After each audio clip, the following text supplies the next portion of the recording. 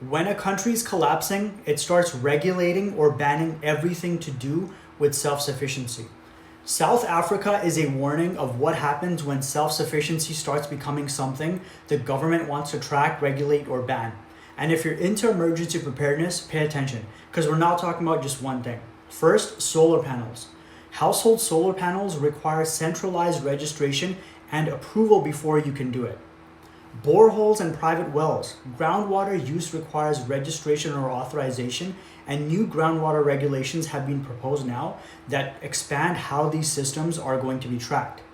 Then there's rainwater collection, gray water, and alternative water systems.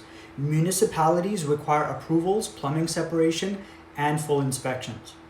If you want a backup generator, cities require applications and compliance with electrical, building, fire, and environmental rules.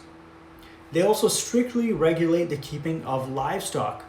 Radios are controlled through spectrum regulations.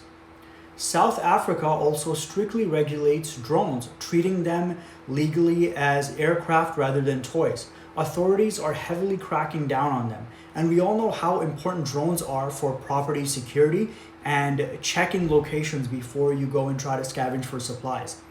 Even seeds are now part of the regulatory picture. New laws regulate seed businesses, nationally listed varieties, and certain farm-safe seeds with rules determining what can be sold and in what quantities. They basically don't want you to really be able to grow your own food. And now there's another proposal hanging over South Africans, a firearms control amendment bill that would remove self-defense as a reason for getting a firearm license.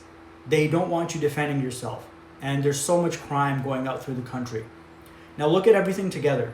Solar, water, power, food, communications, animals, self-defense.